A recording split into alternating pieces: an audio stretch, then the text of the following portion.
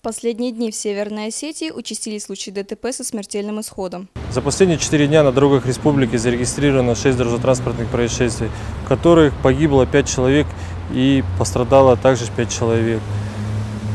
Первое дорожно-транспортное происшествие произошло у нас 29 числа.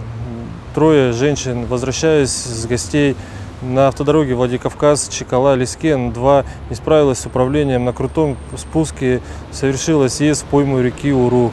В данном дорожно-транспортном происшествии водитель осталась живая, а двое ее пассажирки погибли на месте. Причиной данного дорожно-транспортного происшествия послужила это неопытность водителя, так как водительское удостоверение девушка получила всего лишь 2 года назад. Второе дорожно-транспортное происшествие у нас произошло на автодороге Владикавказ-Алагир.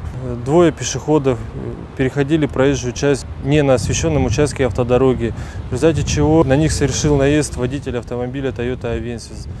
Причиной данного дорожно-транспортного происшествия послужило переход пешеходов в неустановленном месте и не на освещенном участке автодороги. Третье дорожно-транспортное происшествие у нас произошло в селении Чекала на улице Речной. Водитель транспортного средства со своим другом возвращались с гостей. Со слов очевидцев, они находились в состоянии опьянения. Водитель не справился с управлением и на извилистом участке автодороги совершил съезд в кювет с последующим опрокидыванием. В данном дорожно-транспортном происшествии погиб сам водитель, а пассажир был доставлен с множественными ушибами в республиканскую больницу.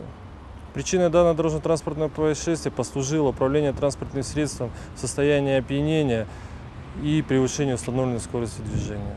Управление ГИБДД по Северной Осетии призывает быть внимательным на дороге, не садиться за руль в нетрезвом состоянии и не допускать нарушений правил дорожного движения. Наталья Алексеева, Валерий Гадзиев, Осетия ТВ.